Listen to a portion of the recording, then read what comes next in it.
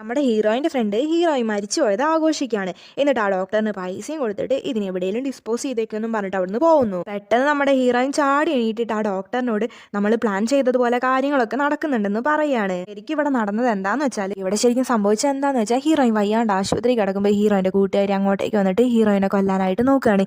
ഇത് ഹീറോയിൻ കണ്ടതുകൊണ്ട് തന്നെ ഹീറോയിന് മരിച്ച പോലെ അഭിനയിച്ച് നടക്കും. ഹീറോയിൻ മരിച്ചു എന്ന് വെച്ചാൽ ആ കൂട്ടുകാരി അവിടുന്ന് പോവാണ്. അങ്ങനെ ഹീറോയിനെ നോക്കുന്ന ഡോക്ടർ അങ്ങോട്ടേക്ക് വന്നപ്പോൾ ഹീറോയിൻ നടന്ന എല്ലാ കാര്യങ്ങളും ഡോക്ടറിനോട് പറയാണ്.